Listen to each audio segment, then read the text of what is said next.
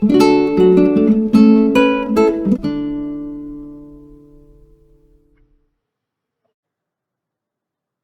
friends, we'll be learning about solid state chemistry today. It's one of the most interesting topics in inorganic chemistry, and it's a very colorful topic. In fact, it involves a lot of 3D pictures, imaginations, and things like that. And it's really interesting to study, and it's a scoring topic also. When we prepare for GATE exam or JAM exams and other M.Sc entrance exams or any entrance exam for like in chemistry, we can definitely score really good marks from this particular unit. So to talk about the important topics from this unit, so starting from the unit cell basics, that is what is a unit cell to what is a crystal lattice, to the defects in the solids, from this end to that end, all these topics that I mentioned here are of importance to us, and we will be looking through these topics in three different parts: part 1, part 2, and part 3. So let's begin with the basics of solid state chemistry. So the first and the foremost thing is to know that what a crystal lattice is, what a unit cell is, or a lattice point is. These are some terms related to solid state chemistry, and this is from where it starts. This topic starts. So right from our class ninth, we are studying, or maybe even before that, we might have studied in our science classes that our solids or any matter, say they have a very solids, they have a particular regular three-dimensional arrangement of atoms and ions. Like atoms are regularly arranged, they have a regular pattern of arrangement. This regular three-dimensional pattern of arrangement of the particles, constituent particles in space for any solid, every solid would be made up of atoms or ions, molecules, and like that. So this atoms, ions, molecules, they arrange themselves in a regular three-dimensional pattern, and that pattern is called a crystal lattice. Okay, that is the big cube that we see. And now, if you take a portion of it, I don't consider that whole crystal lattice. From that whole crystal lattice, I'm taking out a portion of it. When I take out a portion of the crystal lattice, that smallest portion is called a unit cell. This unit cell, it keeps repeating itself again and again in a regular fashion to give back the entire crystal lattice. And now, what are these unit cells made of? These unit cells, they are made of the atoms or ions. These points in unit cell, in that whole crystal lattice or specifically in that unit cell, those points which form this unit cell is called a lattice point. Okay. And these points, they are joined together by some imaginary straight lines to give that cubical shape. And that cubical shape is unit cell. And this cubical shape keeps repeating again and again to give that entire crystal lattice. Okay. So these are the basic terms. Now, depending on where all we have the lattice points, the atoms or ions, where all we are having them, we can classify them, the lattices, as a simple cubic lattice, a simple lattice or a primitive unit cell. Then we have a body-centered unit cell. Then we have a face-centered unit cell, and we have end-centered unit cell. Let's look at one by one. Let's look at them. So here we have our first type. This is a primitive unit cell. This what we have is a primitive unit cell. Now in a primitive unit cell, what is it? So a primitive unit cell means we have the atoms or our ions or those constituent particles of that solid are present at every corner of the unit cell. In the unit cell, we'll have eight different corners, and at the corner of each corner of the unit cell, we'll be having a atom or ion or whatever it is we're having. That constituent particle would be present at the corners, and we call that a primitive unit cell. Coming to type 2, we have our type 2 here. Now this is called a body-centered unit cell. Now this is called a body-centered unit cell. Now the difference is that in body-centered unit cell, we have an atom, an extra atom at the center of the body also. See, there's an atom here. It is missing, I guess, in the figure. So there's an atom here. At every corners, we have atoms similar to a primitive unit cell. Apart from that, we have an atom at the center of the unit cell also. So that is what is called a body center. Then we have our third type of unit cell. Our third type of unit cell is called a face-centered unit cell. Now let's call that a face-centered unit cell. We can call them a face-centered unit cell, and in a face-centered unit cell, the difference is that at corners we have atoms, and then also at the center of every face. The whole unit cell or cube will have six different faces, and at the center of each face we'll be having one atom. So that's the difference. Now that forms a face center. And finally, the fourth type that we have here, the fourth type of unit cell that we have is the end-centered unit cell. The end-centered unit cell means it is similar to a face-centered, but the difference is that we don't have atoms at every face. Every face center would not have an atom. Only two faces would have an atom at the center. And which are those faces? Any two opposite faces would have an atom at its center. Means that would be called corners. Yes, definitely all these different types will have atoms at the corners. Apart from that, depending upon where the next atom is present. If it is at the center of the body, it's a body center. If it's at the face center of any of all the faces, means then it is face centered. Or if it is at the center of two faces, two opposite faces, means it is end centered. So this is the classification of unit cells or lattices. Clear? Now we have to look at the contribution of atoms per unit cell. Now the number of atoms per unit cell we have to calculate. Now for that, say we saw that suppose in this unit cell we have an atom here at the center, here at one corner, means that whole atom would not be available just for this unit cell. See, previously we saw that we have the whole crystal lattice, and you can see that suppose if I take this atom here at the center, what happens? This one atom, it is shared by various unit cells. This one atom that I have here at that point, it is not just for any one unit cell. In the whole crystal lattice, this one atom is shared by four other atoms. This one corner atom is shared by four unit cells at bottom and four unit cells at top. I have four unit cells arranged at top and four unit cells arranged at bottom, sharing this one corner atom. And this same thing is applicable for every corner. So we can say that every corner atom is shared by 8 unit cells. So each unit cell would get only 1/8 portion of that atom. So if I have an atom like this, if I have a whole atom, it is this whole atom, it is shared by different unit cells, and each unit cell would get only 1/8 portion of this particular atom. And that's how we say that we have 8 such corners in a primitive unit cell or a simple unit cell. We have 8 such corners, and each corner atom contribution is only 1/8, and so 8 into 1/8 would be 1. That's how we say that the simple unit cell or primitive unit cell has only one atom per unit cell. When you look at the figure, you might feel like there are 8 corners, so 8 atoms are present, but no, each atom is only giving 1/8 contribution because it's sharing with other unit cells also. So only 1/8 portion of it is available for this unit cell. So that is why we get the total number of atoms per unit cell for a primitive unit cell to be 1. Now next, let me consider this case. This case is for a body center. The 8 corners are there. The corners would definitely give 8 into 1/8. Yes, 8 into 1/8. Plus, there is one atom at the body center also. At the center of the body also, body of this unit cell in body center, I have one atom. And that atom, it is not shared by any other atoms. That is solely available for this unit cell alone. It is not shared by any other unit cells. That one particular atom at the center, it is present only for this unit cell, so it will have full contribution plus that one contribution. So 8 into 1/8 is 1, plus that body center atom would give contribution 1. So altogether it is 2 atoms per unit cell. So for a body center unit cell, it is 2 atoms per unit cell, the contribution. Now let's come to face center. So when we come to the face center, here you have the face center. So again we have 8 into 1/8 is there for the corner atoms.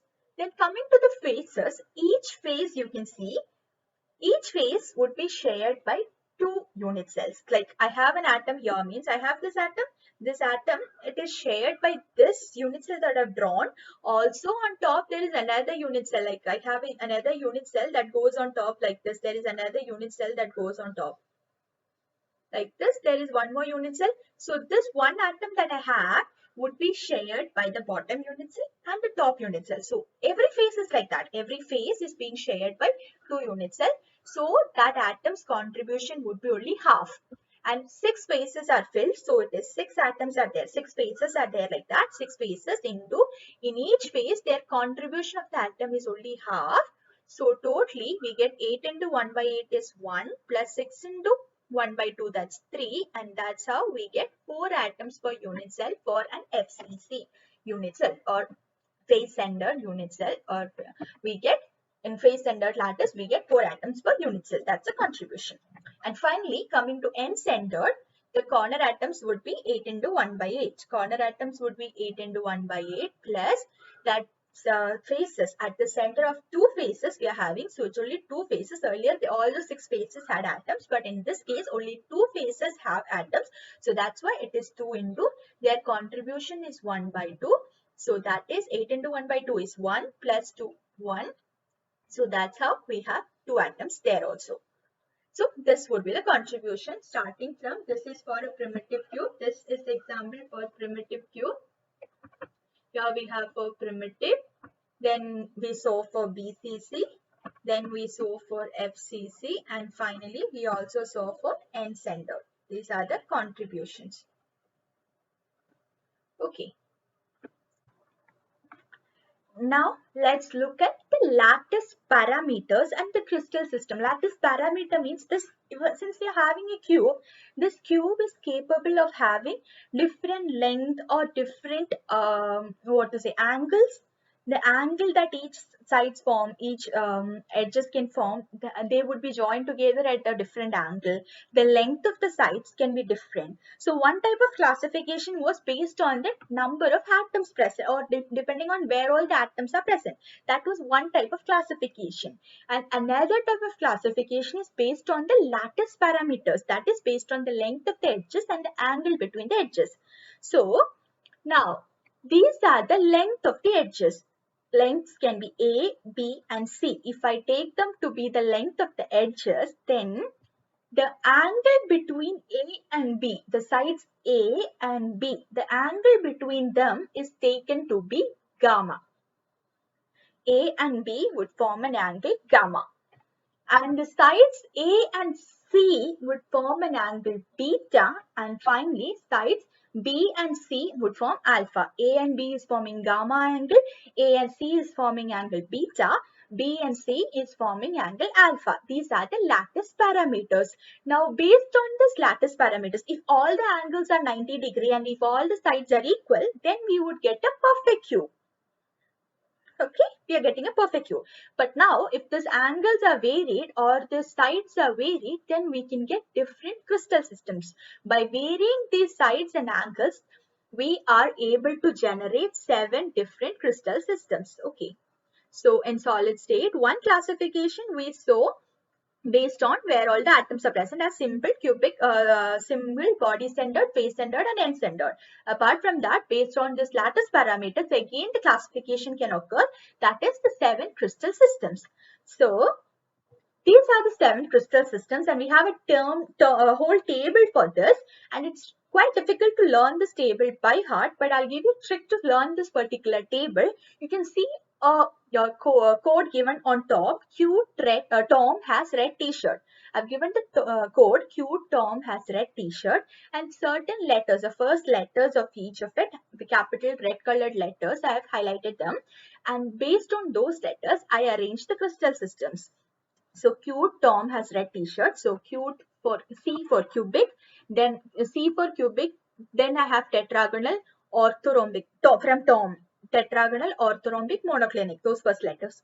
Has hexagonal, red, rhombic, t-shirt, triclinic. So using those first letters, I arrange these crystal systems.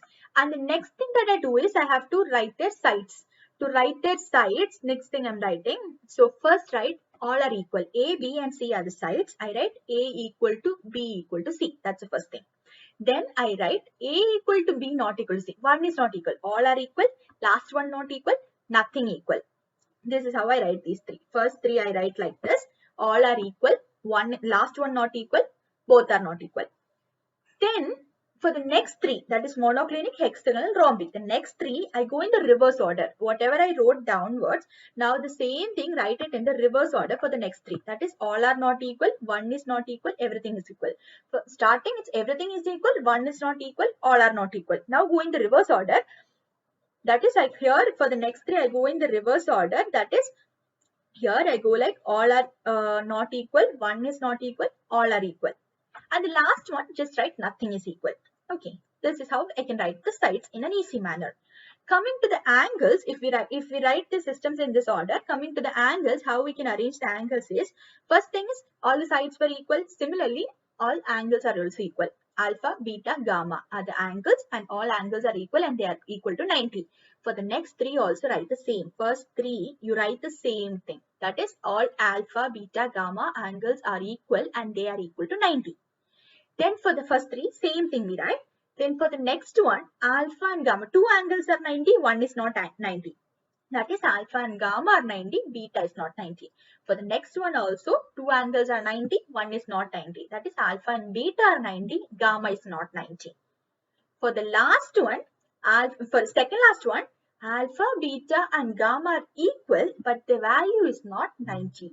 And for the last one, sides, none of the sides are equal. All sides are A, B, C are not equal. Similarly, angles also, everything is not equal. Alpha is not equal to beta, not equal to gamma, not equal to 90. So starting from the first, for the first three, that is cubic, tetragonal, orthorhombic, it's the same.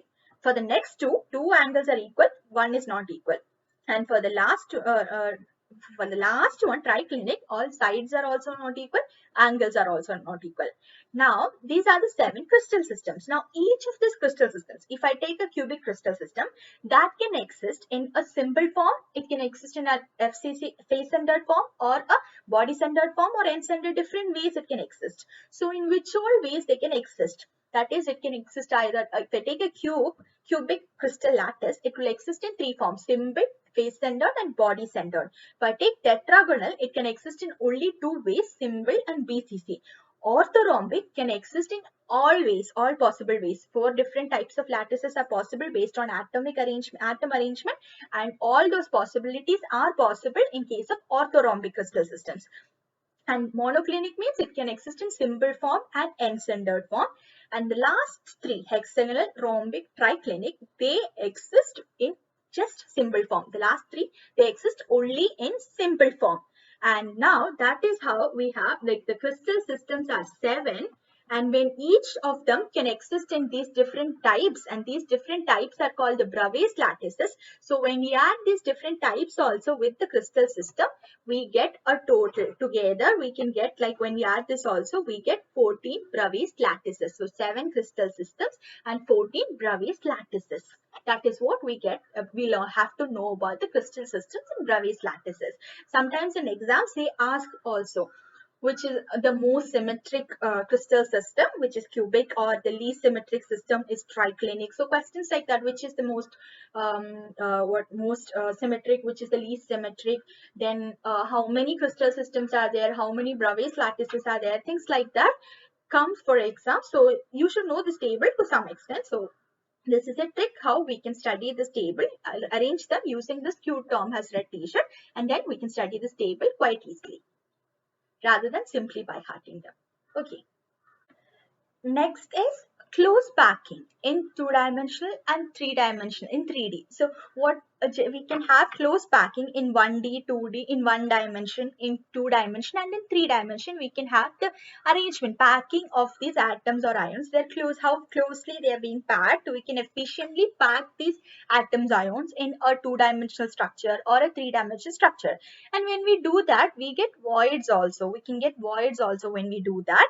And depending on how many atoms are present surrounding a particular atom, the number of neighboring atoms, that would give rise to the coordination number also. So different possibilities are there. We'll see all that now. Now, first thing we'll look at, one layer. This is a one-dimensional layer arrangement of atoms. Okay, I'm just placing atoms one after the other. I'm placing the atoms. And then I can place a second layer exactly on top of this. I'm placing another layer exactly on top of this. uh, uh, Next to this, not on top. On top means next to this, I'm placing another layer adjacent to this. Adjacent to this again, I place another layer. So now in a three-dimensional form, in one sheet form or something, sorry, not in a three-dimensional, in two-dimensional form, in a 2D form, in one sheet or something, I'm arranging these atoms. Okay, clear. One layer I had, then next to it, adjacent to it, I kept arranging more layers and formed a 2D structure. Now this is of the form AAA type. That is whatever is the type here, A type in two dimension. This is in two dimensional. So whatever was the structure type layer, first layer, the same orientation I have on next to it, adjacent to that I arrange. Now here, if you look the coordination number, if I have to look at the coordination number, see, we'll see what the coordination number is means. Coordination number refers to the number of neighboring atoms. So if I take any atom, how many atoms are directly surrounded by it? So if I consider this atom here, that I have this atom means it is surrounded by 1, 2, 3, 4 atoms. 1, 2, 3, 4. So it has a coordination number 4. This my central atom or any atom in this. If I take any atom in this arrangement, AAA arrangement in 2D packing, each atom, it is surrounded by 4 other atoms. So it has a coordination number 4. Okay. Now coming to its 3D form, that is, this was my first layer. Now on top of that, now I arrange layers like this. This is the way I arrange. Now I get a 3D structure. You can see there it was a one-dimensional two-dimensional sheet structure. Now coming to 3D structure, so many sheets I arrange and I get the three-dimensional layered sheet structure means.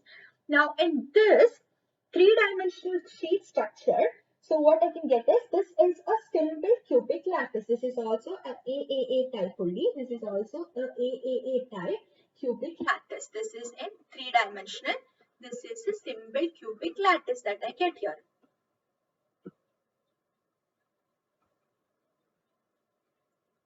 So you can see a simple cubic lattice here. Now here also, if you look at the coordination number, now if I consider one sphere like this, it is attached by it is attached by 4 different spheres like this. And also, when I have layers next to it, each sphere, now 4 of them are here like this from the same layer. Then one atom would be behind it from the previous layer, and one atom would be touching the sphere from the successive layer. The previous layer and the successive layer would have one atom touching this atom. 4 of them from the same layer, which give 4 atoms would be touching this, neighboring this, and one atom just behind the sphere, there would be one atom touching this, and in front of this also, from that layer also, one atom would be touching this. So totally 4 from this, 1 from back and 1 from front. So totally I'll have 4 plus 2. So that's how in this three-dimensional form of the simple cubic lattice, I would have a coordination number to be 6. Here in 2D, the coordination number was 4, and when I come to 3D, coordination number changes to 6 because of adjacent layers being added. Okay. Okay, now another possibility of arrangement of the atoms is this way, where I had my first layer and instead of placing the next layer exactly adjacent to it, I place them at the depressions. That is, if you can see that, I have my first layer and here there was a depression. So these two atoms and then they're joining and there's a depression here, and on the depression, I place my next, on these depressions I have depressions here, and on those depressions I'm placing my next layer, and then again on the depressions that is formed by those second layer I place my third layer. So on the depression of each layer I place the successive layer, so to form a two-dimensional sheet structure. So this is again in 2D in hexagonal form. So this is a hexagonal form. The earlier was a square packing in 2D. This was a hexagonal packing in 2D. Now here this is of the type ABA type.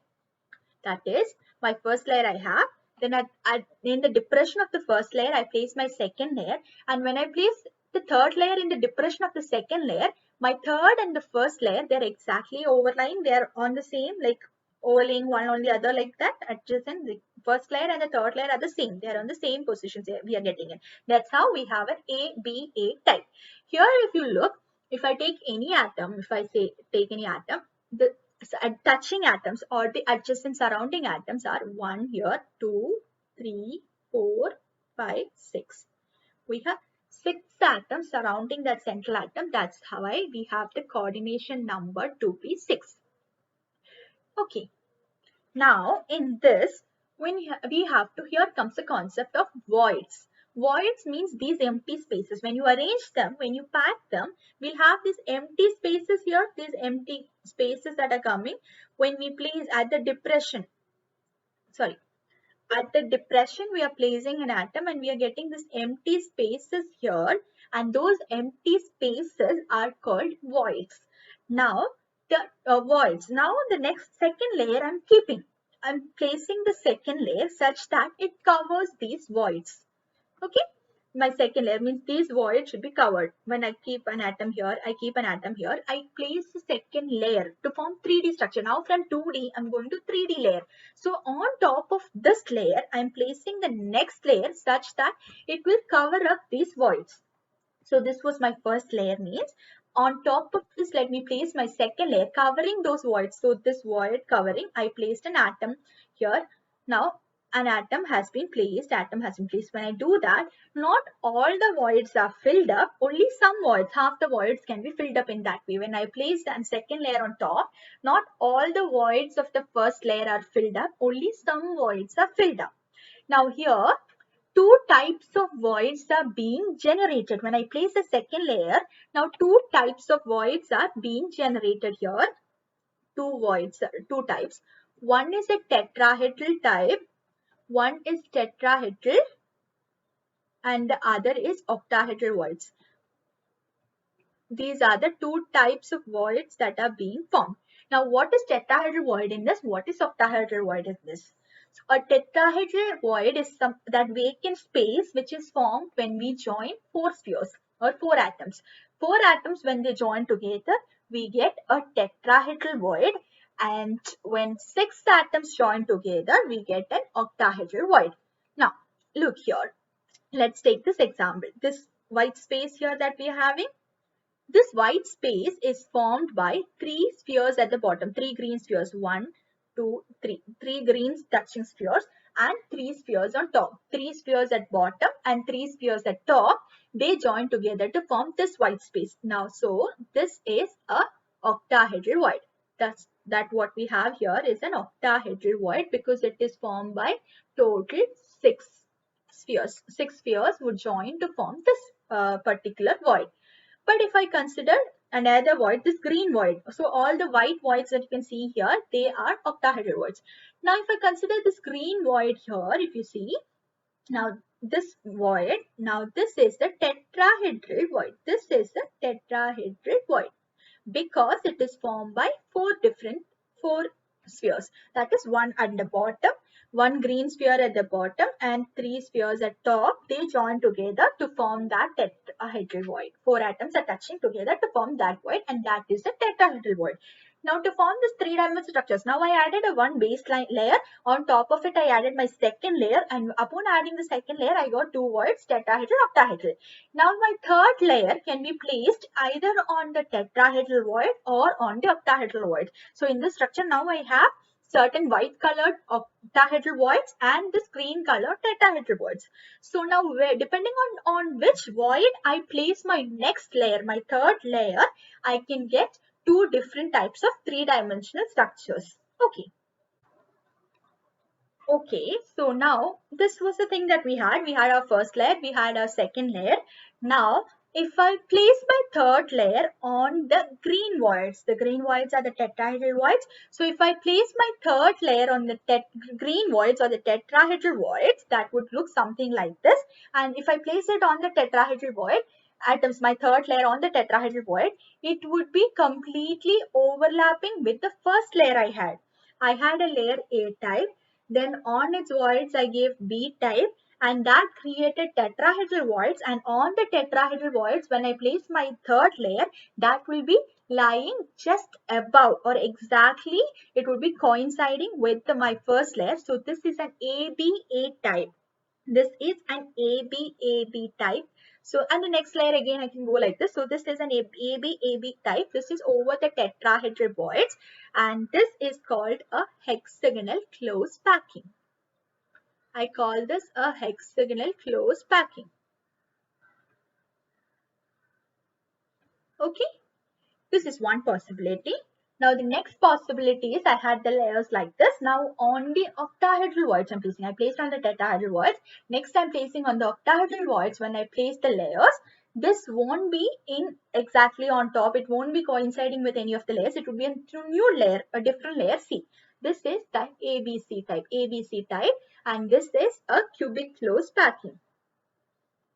Cubic close packing. So this would be a cubic close packing, and in both the cases the coordination number would be 12. See, coordination number would be 12.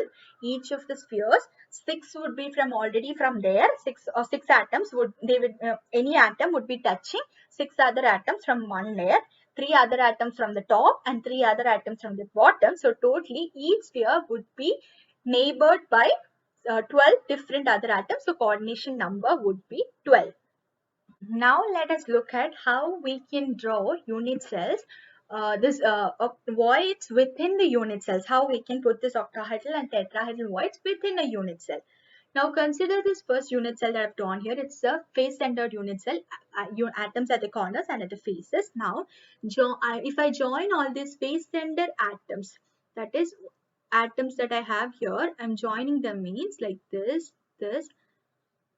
this and this are the atoms that I have, and I join with the faces on top also. Similarly, there is one atom at the bottom face also, and if I join all of them, I would get an octahedra. So that void at the center, so that point here at the center, I would be having an octahedral void that is within a unit cell. Now consider two different unit cells. One unit cell is here, and I'm taking an atom from the next unit cell also means, and if I join like this, I can have another case possibility like this.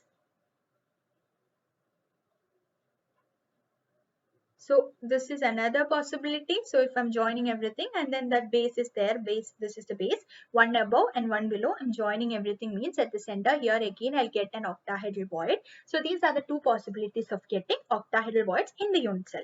Now coming to the tetrahedral voids, let's move on to the tetrahedral voids. So the first possibility is here. This is within the unit cell, how I can get a tetrahedral void. Okay, so here in this, if I check, I can join this point, this point, this and this. Like if I have these points, when I take these points, 1, 2, 3, 4, these 4 atoms can together, they can form a tetrahedral void here. These 4 atoms can together form a tetrahedral void here within the same unit cell. Now when I consider the case of with another unit cell also, taking one atom from another unit cell also, now let's see how I can get a void there. That is, if I take these atoms,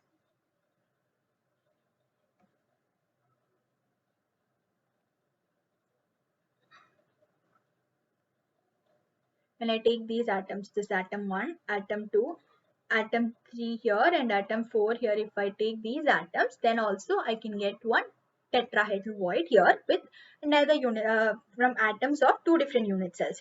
So I can get octahedral voids in two ways and tetrahedral voids in two ways within unit cells. Okay, so we learned the basics today. We learned about voids, we learned about close packings and things like that, crystal systems, the number of atoms per unit cell and things. So that's it for today. Hope you guys enjoyed this. Thank you so much.